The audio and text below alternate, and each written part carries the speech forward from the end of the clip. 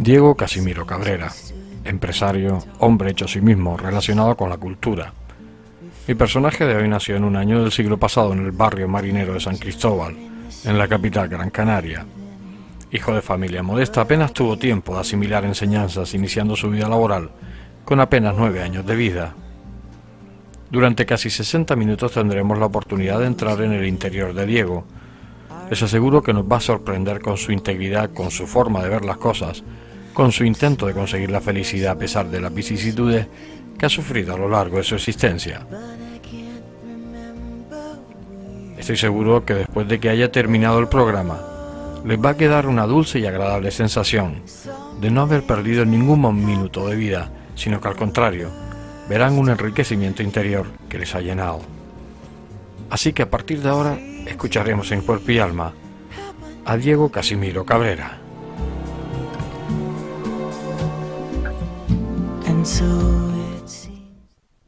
Diego, ¿cómo recuerdas tu infancia?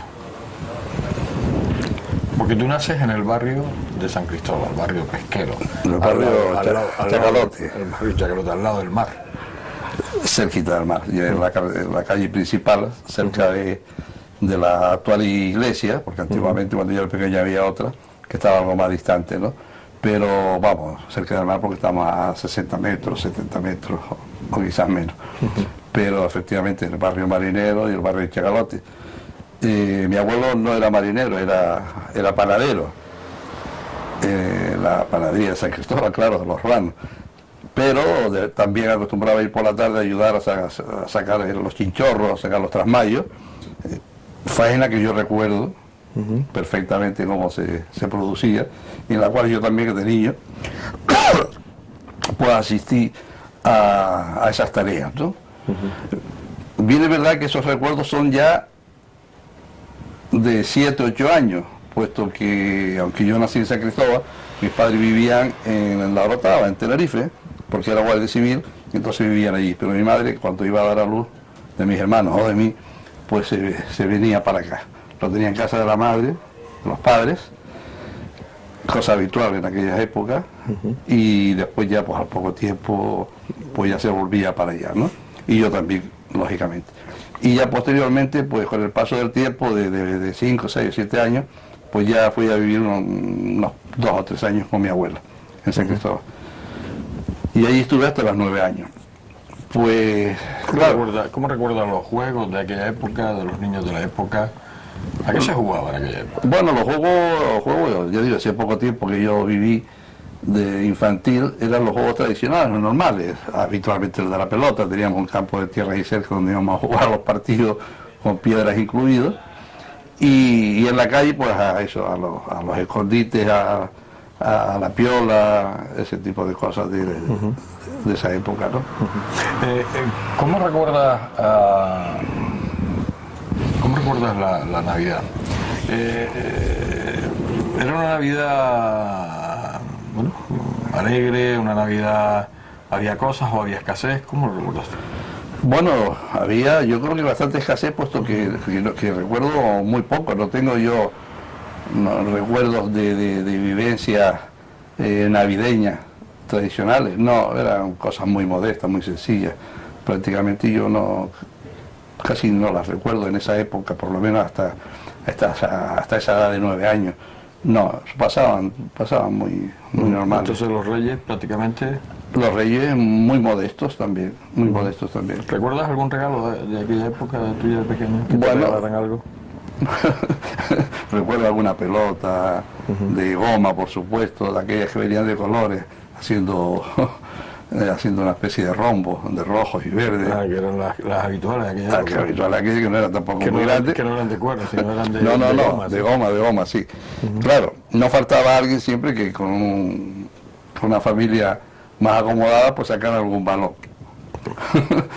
Pero tú no eras de eso. No éramos, la mayoría no éramos así, con lo cual era, por un lado, la envidia que notaba que otros sacaran aquello y nosotros guardábamos las pelotas que no se vieran, por un lado, y por otro lado, pues la oportunidad de jugar con el balón del amigo, que era una sensación mejor, ¿no?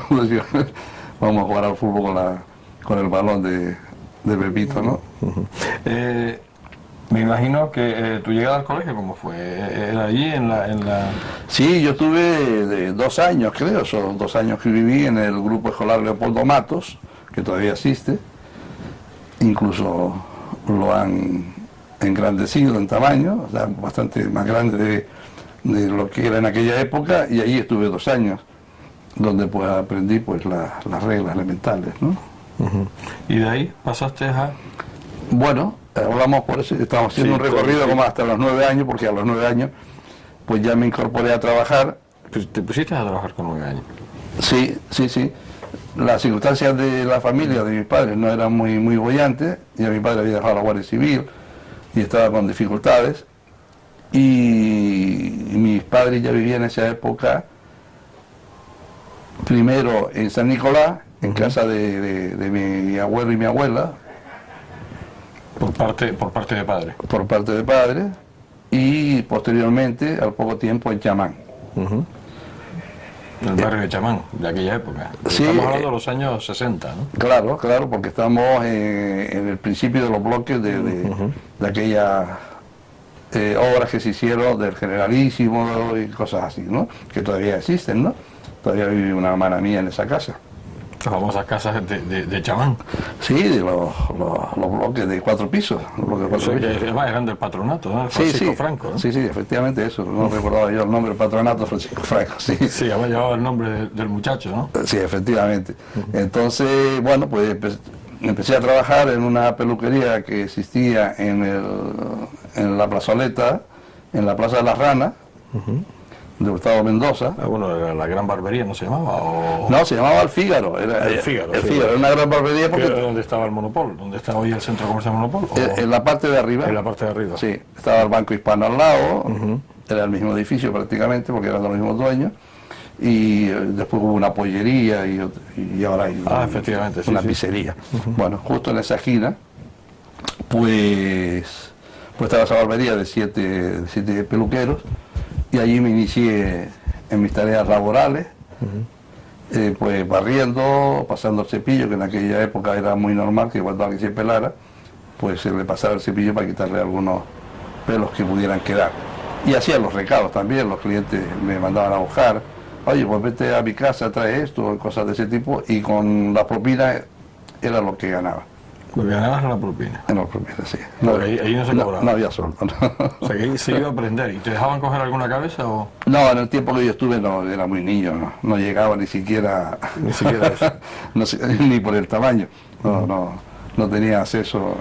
O sea, que tu encuentro con el mundo del trabajo tan niño, pero tú ya te sentías medio hombre, ¿no? Con 9 años ya te sentías medio... Visto desde ahora, desde la atalaya de la edad que tengo ahora, pues sí, yo no recuerdo de verme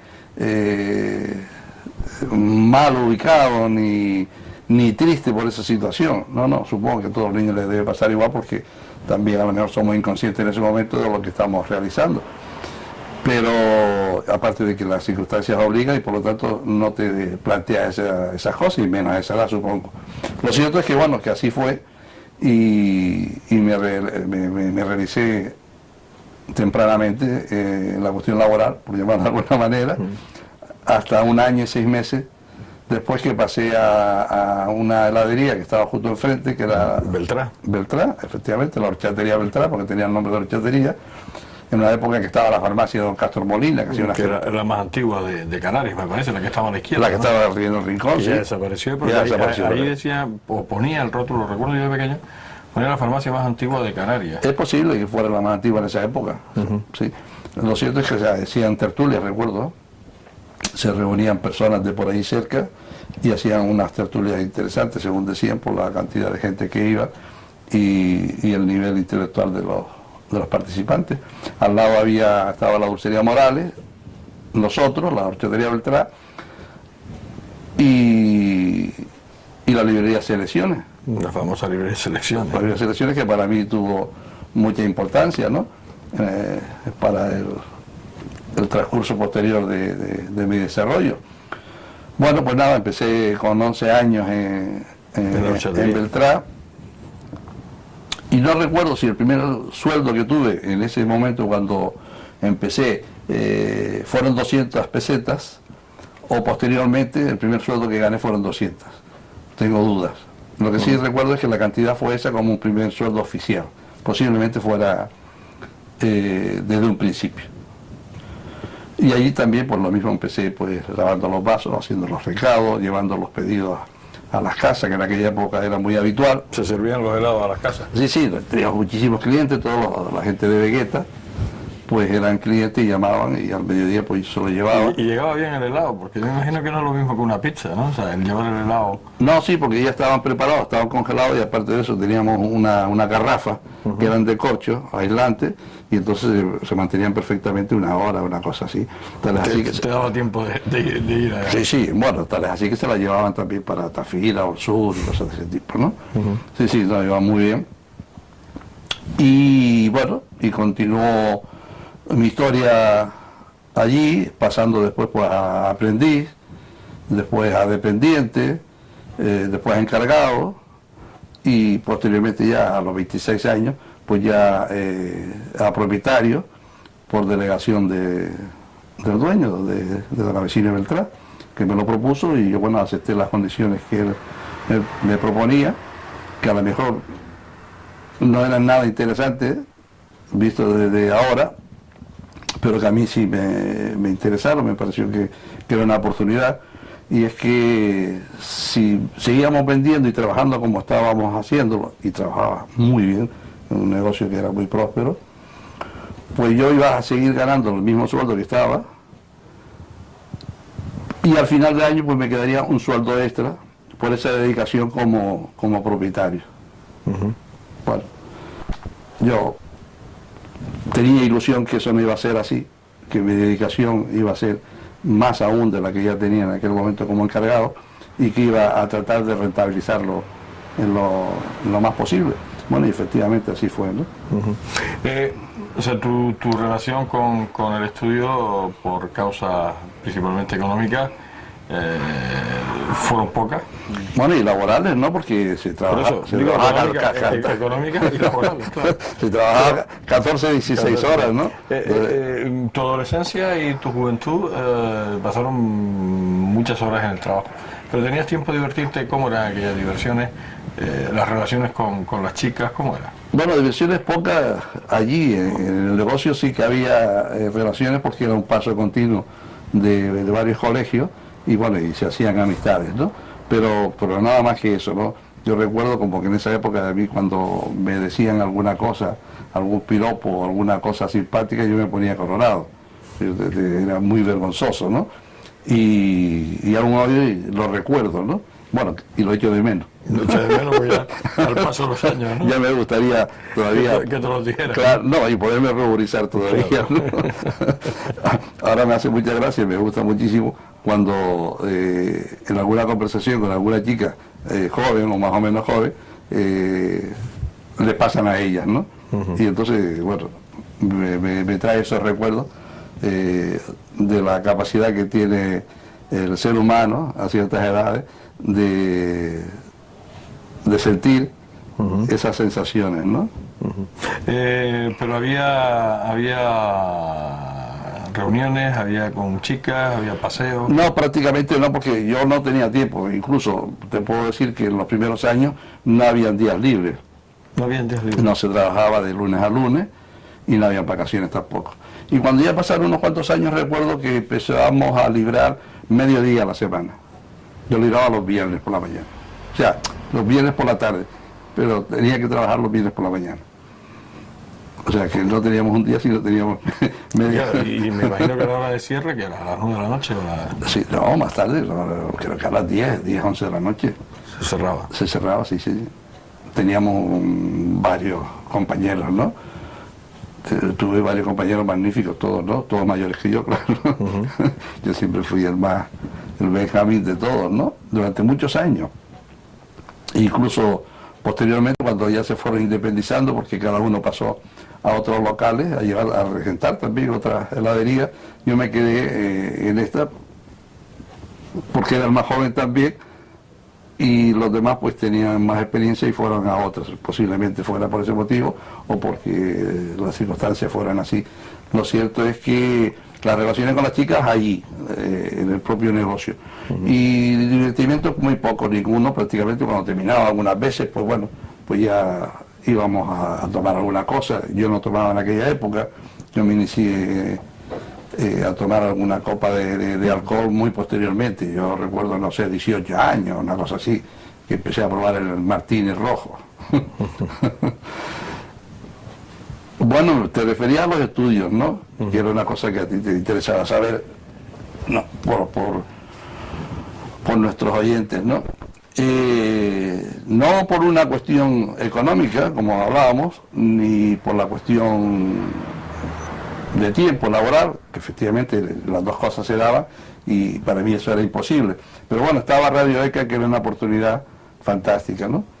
Entonces, bueno, pues yo estaba dudando si estudiar, pues, electrónica, que se estudiaba a través de correo en aquella época, por cursos y tal, o Radio ECA. Bueno, pues me apunté a Radio ECA y saqué el graduado escolar y esos títulos básicos, que con aquella pequeña base que yo tenía, pues estudiando un poco lo aprobé en los exámenes que después hacían cada cierto tiempo. La Federación Canaria de Motonáutica, con la experiencia de la expedición en exclusiva de los titulines, te invita a obtener la licencia de navegación en colaboración con la Academia Surge y el Centro de Reconocimiento Médico Escaleritas. También podrás obtener el título de patrón de embarcaciones de recreo, PER, el patrón de navegación básica, PNB, y patrón de yate. Clases prácticas con embarcación especializada y teóricas en nuestras aulas con profesorado homologado.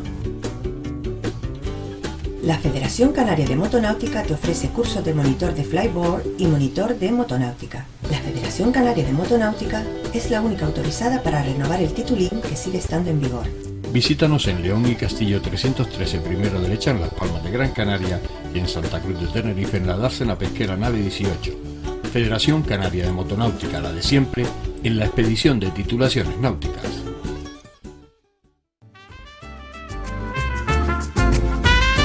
Ahorrador de electricidad Stamina. Tras muchos años de implantación en Canarias, les ofrecemos la posibilidad de ahorrar de un 10 hasta un 35% del consumo de su factura de electricidad. Tenemos un ahorrador que se adapta a sus necesidades, sea cual sea su tipo de negocio o industria. Muchos ahorradores puede encontrar en el mercado, pero solo Stamina ha demostrado su eficacia.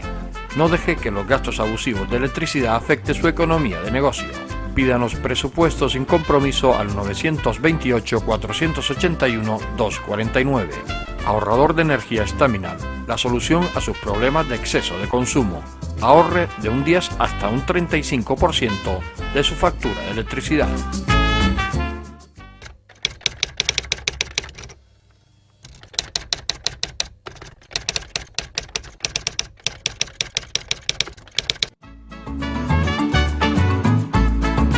El ahorrador de electricidad Staminal es el único aparato en el mercado que reduce el consumo de electricidad tras haberse instalado en miles de hogares en Canarias.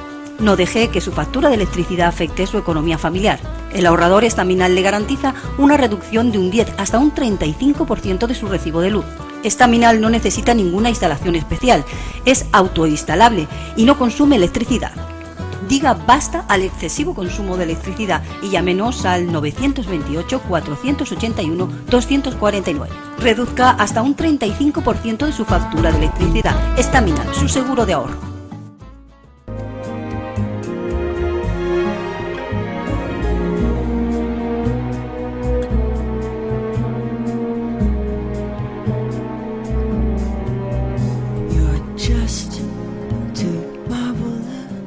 después de estos minutos que han transcurrido de entrevista y que hemos podido escuchar sus vivencias de niño y adolescente, que casi se resumen en una febril actividad laboral, y que de alguna manera escuchada a través de Diego, nos daba la sensación de que había sido una etapa dulce y formativa para nuestro personaje, a pesar de las carencias que como niño padeció.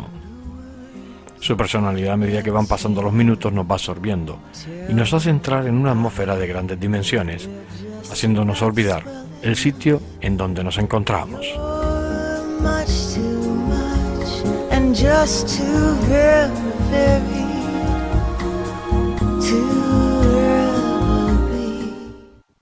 Llegamos a esa parte tuya, 26 años, te independiza, con 26 años de empresario. ¿Eso cómo lo veías tú en aquella época? Porque, antes un muchacho de 26 años era un hombre de 26 años. Claro, ya yo llevaba pues 4 o 5 años de encargado, con lo cual de alguna manera el negocio ya lo llevaba, lo dirigía, lo organizaba yo, ¿no? Y además con varios empleados, creo que éramos 4. Y era ilusionante, era una etapa importante de mi vida, puesto que tenía que decidir mi futuro. En aquel momento, pues, Air Spain, una compañía antecesora de Aviaco, y no recuerdo si ya era Aviaco, no, creo que era Air Spain, ya me propuso que ingresara en el aeropuerto con ellos, porque me conocían y creían que tenía alguna actitud que podía desarrollar en los trabajos que ellos tenían allí, ¿no? Y entonces en ese momento tuve la disyuntiva de tener que decidir qué hacer, si me iba al aeropuerto o me quedaba en el negocio con esta propuesta. Claro, yo, aparte de lo de Radio ECA, pues ya había estudiado un poco a nivel personal, me había preocupado de leer, básicamente. Incluso tenías ahí una librería como las Selecciones que te servía a ti Claro, fuente, ¿no? Sí, yo he tenido mucha suerte, como he dicho en algunas ocasiones, y las cosas pues me han favorecido, ¿no? Entonces la librería Selecciones, que era de los hermanos Martín, pues me conocían, ellos eran ya mayores que yo, lógicamente, yo siempre he sido el más joven de todos, y me permitían pues ir a la librería en las horas del mediodía, que es cuando yo salía a las 12 y ellos cerraban a las 1:30. Entonces yo, en vez de irme a casa primero, me metí allí y pasaba adentro a las librerías que ellos tenían y me acostumbré a empezar a leer y a conocer. Yo venía ya de leer de novelas de Marcial Lafuente Estefanía, novelas del oeste, ¿no? Que eso para mí me creó un buen hábito, ¿no? Y ahí ya pues conocí lo que era la poesía y el teatro español. Además ellos tenían una librería muy interesante porque tenían libros que no se encontraban fácilmente, editados en Buenos Aires, en Sudamérica, que ellos de alguna manera los traían y habían ediciones que no se conocían, ¿no? Y entonces yo allí pues empecé a leer a un nivel un poco mejor y a conocer, ¿no? Creo que me llevó 2 o 3 días aprenderme el nombre del premio Nobel hindú Rabindranath Tagore. Sí. Lo de Tagore todavía era fácil de aprender, lo de Rabindranath era algo más complicado, pero bueno, también ahí yo leí algunos libros de él, El jardinero, y conocí esa literatura universal, ¿no? Como consecuencia de eso, pues tenía una aparente conocimiento intelectual. Digo aparente porque era una cosa muy básica, pero sí de una gran inquietud y de mucha importancia para mí, para mi desarrollo personal. Claro. Tu vida familiar cambia también a esos 26 años. Tu soltería deja de serlo. Sí, ya había conocido a mi mujer, a mi novia, unos años antes. Se hablaba mucho en aquel tiempo, porque dice, llevo hablando tantos años. ¿Tú hablaste muchos años con tu novia? ¿Cuánto? Sí, nosotros creo que nos conocimos yo con 19, 20 años, en un fin de año, unas fiestas así de Navidad. Y ella era mucho más joven, que tenía 15 años.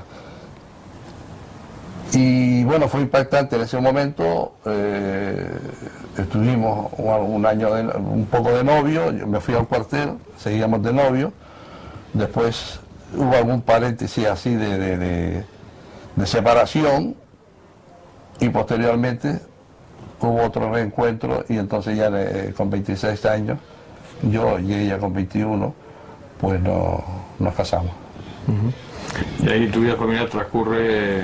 Bueno, mi vida familiar transcurre paralela al negocio en ese momento, puesto que se producen las dos cosas al unísono, y lo desarrollamos como familia, como matrimonio, y vienen los hijos, sí. Mi hijo Diego, que es el mayor, que casualmente nació en la misma fecha que yo, un 26 de noviembre, yo del 47 y él del 74, y nació pues un año justo después de habernos casado. Y que lleva mi nombre, también se llama Diego Casimiro IV, porque en la familia es tradicional el Diego, mi padre se llamaba Diego, mi abuelo se llamaba Diego, y un tío de mi abuelo se llamaba Diego. Además, Casimiro como apellido, que también Casimiro es como nombre, ¿no? Claro, en este caso, como los Casimiros son de Telde, es como apellido, y mi hijo puede ser el cuarto, creo que de la dinastía. De la saga, de la dinastía. Dicho como, suena a la realeza, ¿no? Sí, sí. A la aristocracia. Dicho como broma, ¿no? Sí. Dicho broma, ¿no? Y posteriormente vinieron dos, Alma, que es la hembra, y Manuel. Se llevan 4 años cada uno. ¿Y cómo fue transcurriendo tu vida como empresario, tu vida, porque lo ibas compaginando con otras cosas, o solamente estabas en en esa etapa inicial como heladero, porque además yo me había formado ya como heladero, era un buen heladero, tengo que reconocerlo, fabricamos un muy buen producto, e incluso pues ya empezamos a innovar cosas. Como consecuencia de empezar a importar productos nacionales para el propio consumo, ya que se había desarrollado el negocio y había un gran trabajo, pues se empezaron a importar ciertas cantidades, ¿no? Dentro de esas cantidades también había innovaciones y empezamos a hacer productos nuevos, ¿no? Y a su vez inicié un negocio de distribución. Los mismos productos se los vendía a las demás heladerías y eso fue creciendo. Entonces ya no era solamente productos nacionales, después ya saqué la titulación de representante nacional y también representante internacional, representante de comercio, con lo cual pues también empecé a importar productos de Alemania, básicamente, con compañías muy fuertes, y también importaciones de diferentes puntos, de California, Sri Lanka, el antiguo Ceilán, y otros países, ¿no? O sea que fuiste compaginando tu faceta de empresario en diferentes líneas. Sí, pero a la vez también fui abriendo algunas otras heladerías. Compré también otra en la Nueva Moderna, en Tomás Morales, 58, que todavía existe y que la regenta mi ex mujer, y otra, el 1 de Mayo, Trópico, que fue un muy buen negocio, fue una aventura también interesante, un negocio muy bonito, y que duró hasta hace 5 años, el Trópico. En Chamán también tuve uno, en ciertos momentos montábamos. Tu vida laboral también se compaginaba con otras cosas. Hay dos cosas importantes en tu vida. Una ha sido el ajedrez, que yo no sé cuándo conoces tú o te encuentras con el ajedrez. Bueno, a ver, con el ajedrez, yo he tenido alguna otra etapa también. Fui árbitro juvenil de fútbol, jugué también al fútbol, estando en el cuartel y después posteriormente en el Ingenio, que recuerdo los desplazamientos al campo de fútbol que estaba ahí al lado del cementerio, creo que todavía continúa allí. Pero aparte de esas aficiones determinadas, en ciertos momentos, en el año 85, como consecuencia de mi hijo mayor, de Diego, estar en el colegio Heidelberg y empezar a practicar el ajedrez y jugar en casa también un poco, pues participó en los torneos de la Caja Insular de Ahorro, los torneos de Navidad que eran para niños, ¿no? Bueno, él jugaba bien y se quedó primer premio de su categoría, de sus 10, que le dieron un reloj que todavía conservo, que es ese reloj que utilizo todavía para jugar aquí en casa con los amigos. Bueno, pues mi llegada al ajedrez fue a partir de mi hijo tuvo unos cuantos años jugando así en el colegio, posteriormente lo dejé y ahí yo me quedé en el ajedrez. Ya fiqué por el Centro Goya. Pero tú ya empiezas tú a jugar.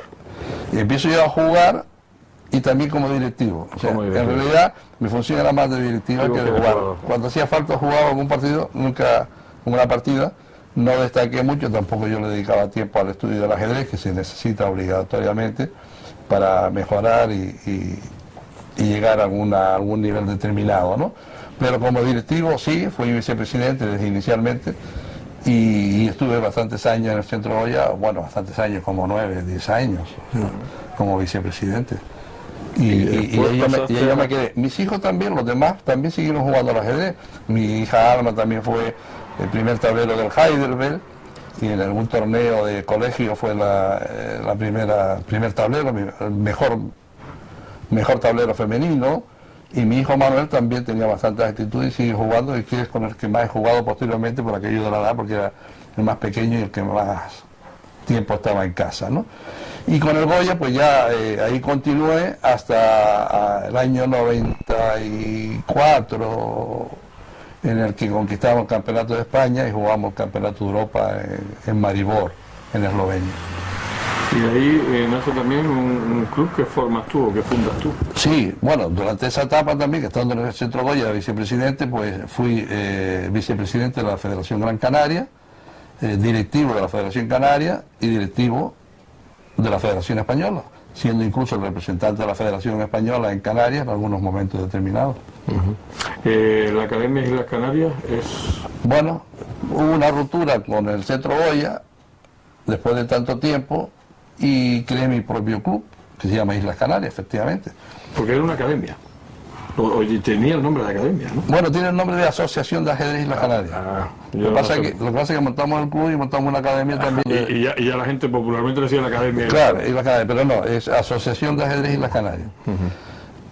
Y a diferencia de otros clubes, teníamos nuestro propio local. Hay muchos que juegan siempre en un mismo sitio y tal, bueno, por alguna comodidad o por otras necesidades. Y en cambio nosotros siempre... ¿Qué lo tenía? ¿En 1 de mayo? No. Y sí, inicialmente mayo. lo montamos el 1 de mayo y estuvimos allí varios años. Y hicimos bastantes torneos para escolares, para infantiles. Fue una etapa muy bonita de apoyo al ajedrez. Mientras tanto, el equipo, el club, pues fue pasando de cuarta categoría, que era la más baja, en la cual nos iniciábamos en aquella época, y fuimos ascendiendo. Ascendimos a tercera, a segunda, a primera, y a preferente posteriormente más tarde, ¿no? Y ya también incorporando algún otro equipo. Ya no teníamos un equipo, sino que teníamos 3. O sea, ya teníamos una base de jugadores de 20 y tantos. ¿Tu encuentro con el arte cómo ha sido? Porque además en esta casa se ve esa afición tuya por el arte, ¿no? Sí, yo creo que la afición que más me ha quedado, más que afición, es el vicio, el gusto, el placer, es la de la pintura, ¿no? Y la del ajedrez también ha sido muy enriquecedora. ¿Pero te encuentras con la pintura ya desde joven o la pintura en tu última etapa cuando tú la No, descubres? te cuento. Terminamos con lo del ajedrez y te cuento lo de la pintura porque me es muy agradable hablar de ella, ¿no? En esa etapa final del ajedrez, no final del Centro Goya e inicio de las Islas Canarias, y siendo miembro de la Federación Gran Canaria, tuve la suerte de dirigir 12 o 14 torneos internacionales, bastante importantes. Bueno, concretamente uno del año 93 fue el mejor torneo del mundo, empatado a nivel con otro que se celebró en Hungría. O sea, no estoy hablando de... éramos capaces de hacer ese tipo de eventos, y que el nuestro fue el mejor porque independientemente del primer torneo, que era categoría 16, hicimos 2 más, uno de 7 y otro de categoría 4. O sea, hicimos un festival en ese torneo, con lo cual pues salimos en los periódicos de Rusia, Yugoslavia, Francia, Las Alemania. grandes potencias del ajedrez. Sí, publicaciones de ajedrez salimos en casi todas, y en España también, lógicamente. España sale en Jaque, País, sí. Y ahí me decías que venía tu relación con la pintura en tu última etapa del ajedrez. No, mi etapa en la pintura se inició por los años 70 y pico, 75, 76 aproximadamente, no puedo fijarlo, ¿no? Pero sí, en el tramo final de los años 70, porque tenía algún cliente, alguno en concreto, en la heladería, donde pasaba muchísima gente, mucha gente también del mundillo artístico, ¿no? Porque teníamos una zona muy de paso, éramos muy conocidos y teníamos mucha tradición. Entonces uno de estos clientes pues montó una galería de arte, que era la Galería Vegeta, cerca de la catedral, y entonces pues me invitaba, hombre, vete por allí, no dejes de ir, mira que yo no tengo costumbre, no, pero yo sé que tú eres aficionado, tú estás acostumbrado a leer, tú eres un hombre culto, vete. Estaba totalmente equivocado. Y efectivamente pues me acerqué a las primeras exposiciones de mi vida y aquello me gustó, me caló. Sí, y entonces, y sobre todo con el apoyo de Fernando Doreste, de Nano Doreste, que fue mi introductor.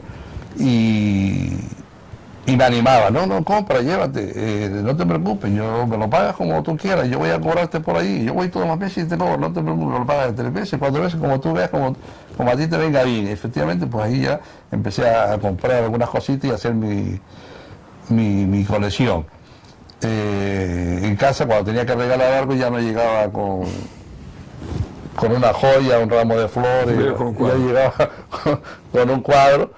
Y mis hijos se han acostumbrado a vivir siempre alrededor de cuadros. Ellos pueden asistir perfectamente a cualquier exposición que no se ven extraños, o pueden hablar incluso de los pintores canarios, de arte, puesto que ellos lo han vivido durante toda su etapa infantil y de mayores hasta que se independizaron, claro.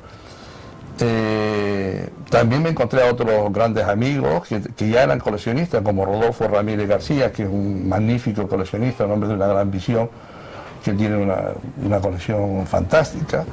Y bueno, ya él estaba allá y también, bueno, pues me animaba a que me iniciara. Posteriormente Alfredo Cabrera también es otro amigo y gran coleccionista.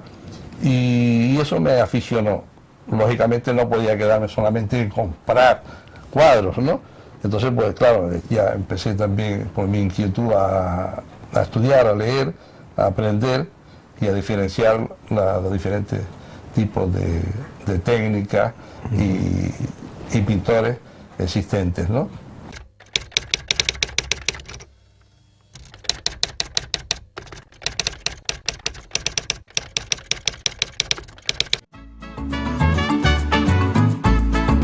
El ahorrador de electricidad Estaminal es el único aparato en el mercado que reduce el consumo de electricidad tras haberse instalado en miles de hogares en Canarias.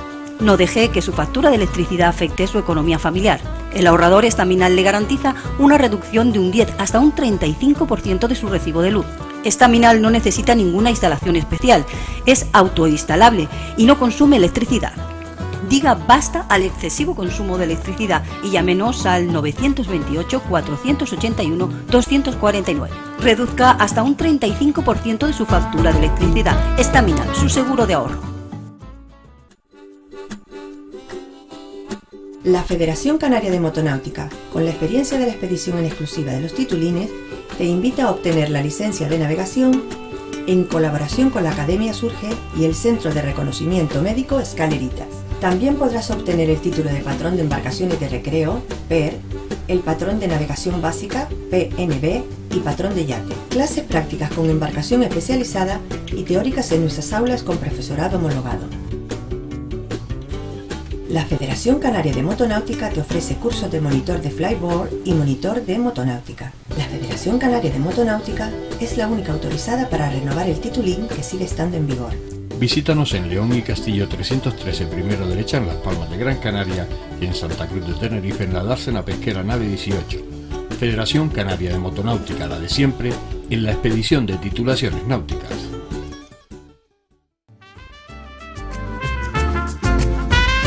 Ahorrador de electricidad estándar. Tras muchos años de implantación en Canarias, les ofrecemos la posibilidad de ahorrar de un 10 hasta un 35% del consumo de su factura de electricidad. Tenemos un ahorrador que se adapta a sus necesidades, sea cual sea su tipo de negocio o industria. Muchos ahorradores puede encontrar en el mercado, pero solo Estaminal ha demostrado su eficacia. No deje que los gastos abusivos de electricidad afecten su economía de negocio. Pídanos presupuesto sin compromiso al 928-481-249. Ahorrador de energía Staminal, la solución a sus problemas de exceso de consumo. Ahorre de un 10 hasta un 35% de su factura de electricidad.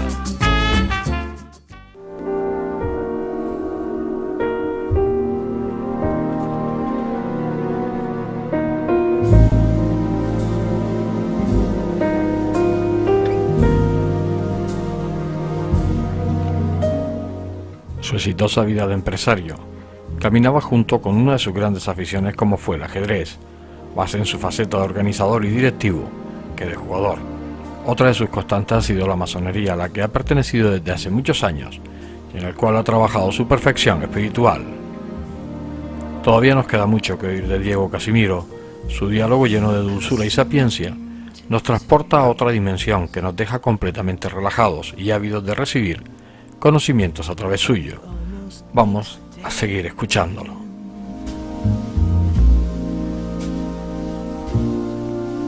I've grown accustomed to the tune.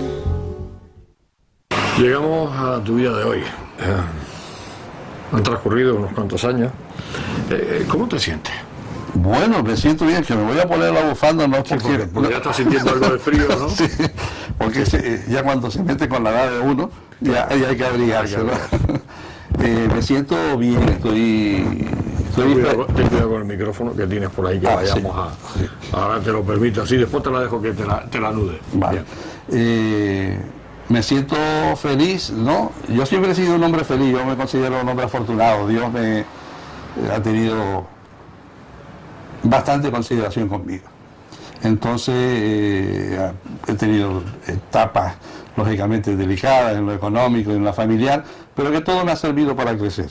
O sea, yo he crecido a través del sufrimiento. Considero que todos crecemos con las desgracias, con los inconvenientes. No son desgracias, porque al final, si son para bien, no podemos considerarlas así. Entonces yo me siento un hombre feliz porque, bueno, llevo una etapa ahora de 6 años después de mi divorcio, o del divorcio, en la cual pues vivo muy modestamente, pero vivo también muy rico. Vivo en vivencias, en ilusiones, en intensidad. Sí, todas las cosas que tú has citado, puesto que me siento francamente bien conmigo mismo, he aprendido a tolerarme. Que eso es importante. Eso que uno mismo aprende a tolerarse. Efectivamente, aguantarse a uno, pues, y esto no se consigue sino a través de reconocer por los errores que hayas podido cometer y asimilarlos y crecer con ellos, ¿no? Y mejorar, ¿no? Entonces estoy viviendo una etapa, yo diría que es la etapa más feliz de mi vida, aun siendo las demás anteriores también muy feliz. ¿Y por qué digo esto? Yo no me sentí, porque me siento así, no me he sentido tan feliz nunca como cuando he dejado de tener cosas. Ahora prácticamente no tengo nada.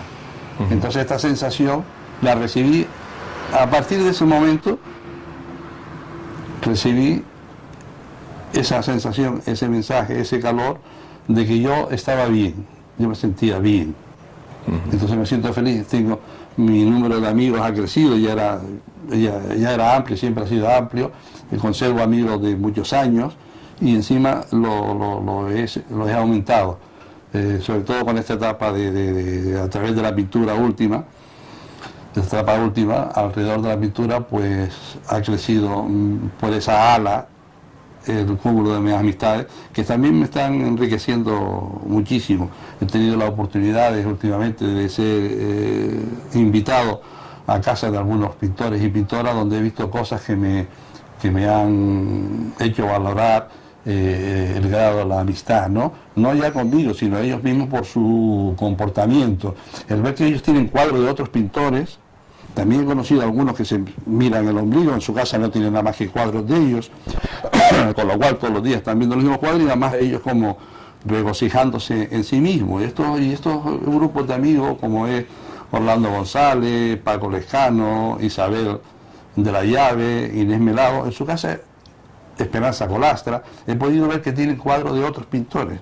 que han intercambiado, que han comprado, con lo cual hay un enriquecimiento personal, no ya a nivel de la pintura y de decoración de su casa, sino del espíritu, ¿no? Del espíritu humano, de ser más modesto cada día y compartir sus apetencias, sus aficiones con otros pintores también, ¿no? Y, ¿te sientes como que algo te ha faltado por hacer en tu vida o te arrepientes de algo que has hecho y que hoy no lo hubieras hecho? Sí, yo me arrepiento de muchísimas cosas. No sé, me da la impresión que para conseguir mi libertad he tenido que cometer errores. Entonces que tienes un montón de cosas que arrepentirte. Sí, he cometido muchos errores, ¿no? Pero esos errores me han llevado a tener esta situación.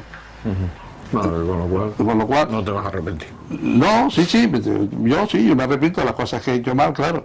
Lo que pasa es que lo que no puedo hacer es cambiarlo. O sea, partiendo de la base de que tener el conocimiento de que no podemos cambiar ni una coma de nuestro pasado, o sea, el intentar arreglarlo es inútil, puesto que en ese momento no se pueden revivir de nuevo. Por lo tanto, lo que está hecho hay que reconocer si lo has hecho mal, teniendo en cuenta que las cosas no son a veces como pensamos.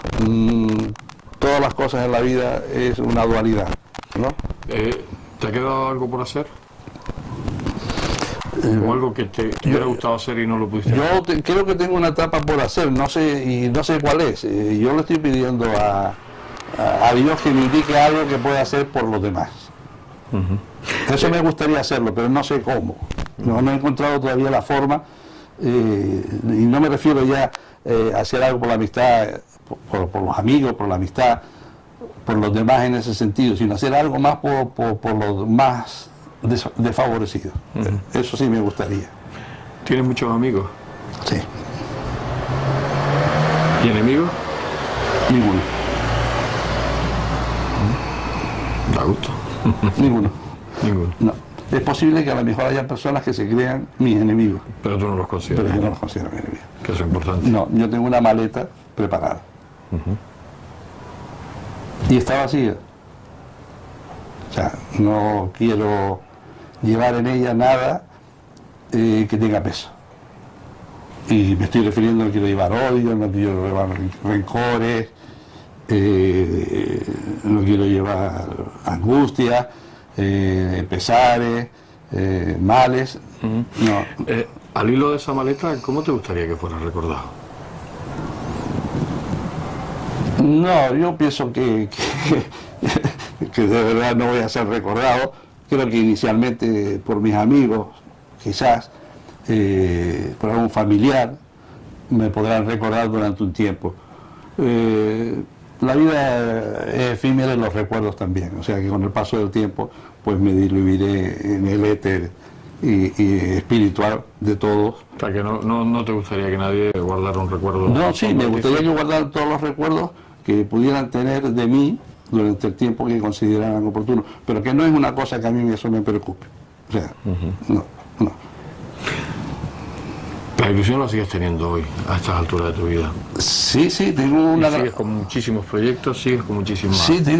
Sí, tengo buenas ilusiones porque veo que soy capaz de hacer cosas, ¿no? Y así esa inquietud que a lo mejor siempre ha anidado en mí sigue estando ahí. El año pasado fue un año bastante intenso, una exposición en Estocolmo enorme de 150 cuadros, una exposición en el Club Náutico con Margarita Barreto, una gran pintora de aquí, colaboré con Orlando González también en otra exposición de él, y organicé 2 conferencias, una de economía y otra de arte en el Club de Prensa Canaria.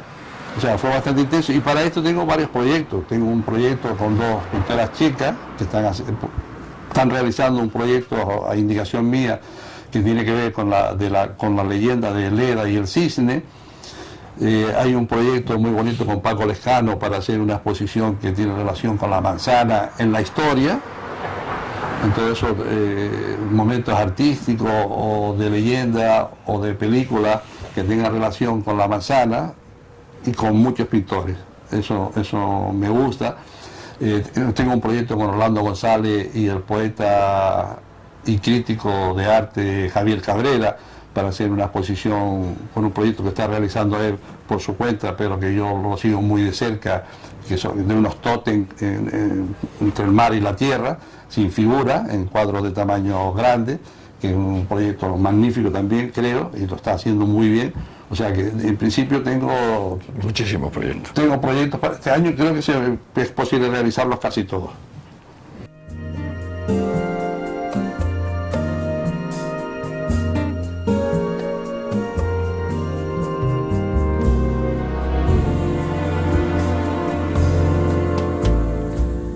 Tall and tan and young and handsome, the boy from Ipanema goes walking and when he passes... Hemos llegado al final de nuestra jornada con Diego Casimiro. Les aseguro que apenas me he dado cuenta de que los minutos casi 60 han transcurrido. Parece como si tuviera una cualidad tan especial de parar el tiempo. When he passes, each girl he passes goes, ah. La felicidad que nos transmite nos llega hasta muy dentro y nos hace reflexionar si no será el camino de Diego el que debemos de tomar en busca de nuestro definitivo bienestar. I tell him I love him. Yes. El dinero no le preocupa mucho en la actualidad, pero sí su crecimiento personal que va aumentando en los últimos años de su vida. Cuando me comentaba en los últimos minutos sus proyectos, unas luces muy brillantes se encendían en sus ojos y con verdadera emoción y pasión nos lo enumeraba uno a uno. The boy from Ipanema goes walking. Tenemos que irnos, me cuesta hacerlo. Estaría hablando muchas horas con él. Diego Casimiro Cabrera, hombre hecho a sí mismo, empresario, directivo deportivo, comisario de arte y muchas cosas más. Te deseo lo mejor en esta nueva andadura en la que estás embarcado y que tantos éxitos personales estás cosechando. No cambies. Hasta siempre, buen amigo.